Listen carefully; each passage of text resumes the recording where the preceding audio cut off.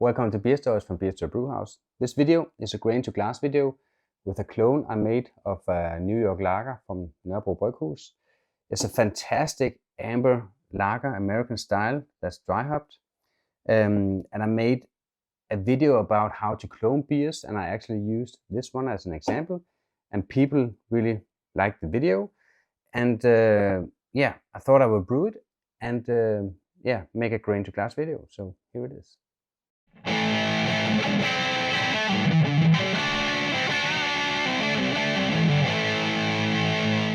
This beer is actually a legendary beer in Denmark. I also made a video with that. It's one of the first dry hop beer in Denmark, and it was there in the beginning and was a part of starting all the craft beers, the craft scene in Denmark. So it's actually it's a great beer, still a great beer, and it's a legendary beer in Denmark anyway. It's Anders Kissmeyer who invented it. He was actually called the world's best brewer at one point. Actually, he's the only one who ever got that title. So yeah, try it out. The recipe is pretty close to the original. Mine is a bit more hoppy. But yeah, so you can dial it down if you want the exact same thing. But I think my recipe is actually better. So try it my way. If you think it's too hoppy, which I really doubt, then just dial it back the next time. Going in for the vitals, this beer is 5.4%. So it's a flavorful lager. There's more malt in just a regular lager. So it's kind of up there in the upper range of the American style guide anyway. Original gravity, 1049. Final gravity, 1008.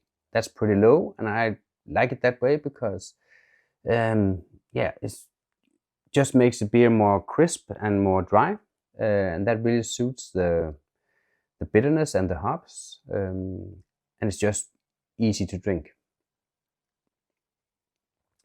So as you can see, it is this kind of amber golden color, 22 EBC. IBU is 27, so it's not bitter. It's not Czech lager bitter, but it is more bitter than a traditional lager. You can also see, according to the style guide, the bitterness unit to gravity unit is not in the middle. It's kind of up there in the upper range. Yeah, but it's great. So don't worry about that. The fermentables. This is for 25 liters or 6.5 gallons. And I used 60% Pilsner from Weiermann. You can use other Pilsner malts if you want. 20% Dark Munich, 10% Cara Hill, and 10% Cara Munich 2. So it's a pretty simple grain bill. And it gives it this caramel flavor. This is actually a great grain bill for a Vienna style lager. And that is what this beer style is a Vienna style lager with more hops. But I just called it American, or I put in amber lager, American style amber lager as a style guide. So it's only boiled for 30 minutes. You can boil it longer if you want to, but add the Simcoe in the last 30 minutes of the boil. That will leave a tiny bit of taste in there along with the bitterness. Yeah, and I like that. 25 grams of Cascade. I'll write up here somewhere what that is in ounces. So Cascade at 10 minutes left of the boil. And then again, 20 grams of Simcoe at flame out, and just let it cool down with the hops in there. And 75 grams of Cascade in the dry hop, 2 days of dry hop, and then 10 grams of Simcoe also, 2 days of dry hop. And this is just because that fits in what we got in our packages here in Denmark. Anyway, so it's a pretty small dry hop, as you can see. It's only 3.5 grams per liter. So it's not a huge dry hop, but it just brings a little bit more to the table than just this Vienna style lager with a little caramel note.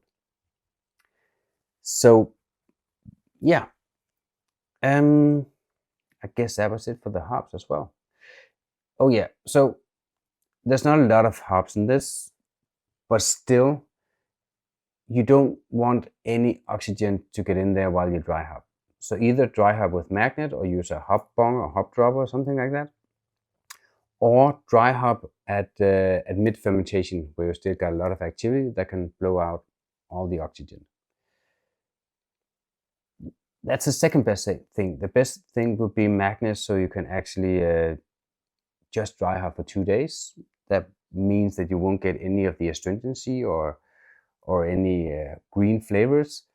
But again, this is such a small dry hop that it doesn't really matter. You can dry hop at mid fermentation and get a good result also.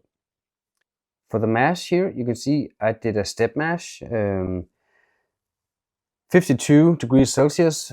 I'll write the Fahrenheit up here somewhere, just for 5 minutes. So mash in at 52, and then basically just start raising the temperature to 65 degrees Celsius for 55 minutes.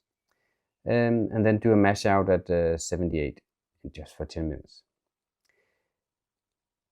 And I used 2 packages of Nova Lager. I love this yeast. It's such an easy yeast to use. You can ferment hot. It won't leave any diacetyl. It won't leave any sulfury compounds or flavors. I just love it. It's such a clean yeast.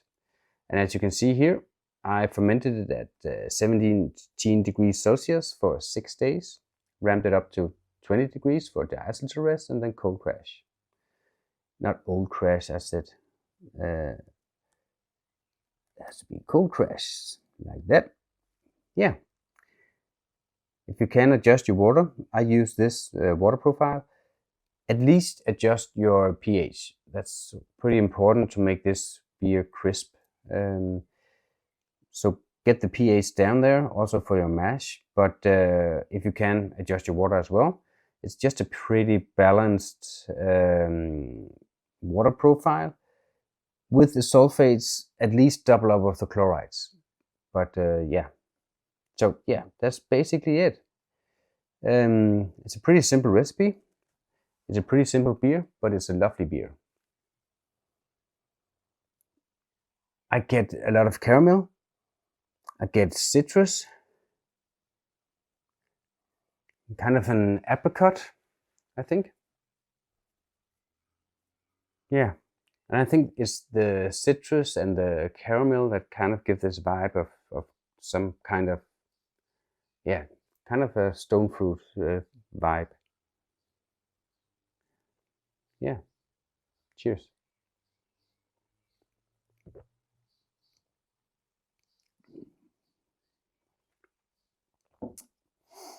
Yeah, the beer is just what it promises. It's dry, it's crisp.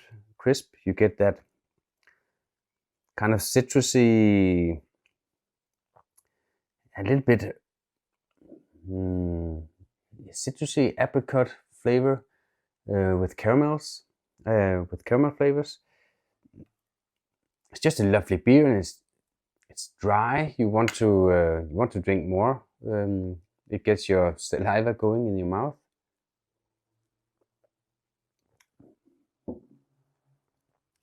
It's really just a crushable beer. So yeah, I really like it. I guess that was it. If you have any questions, write to me. Yeah, the recipe is down in the description as well. You can also see the video where I cloned the recipe. But if you have any questions, write to me. Go in to beerstories.dk and see if you can find some contact information there, or write to me down in the description. Just, yeah, have a happy brewing out there.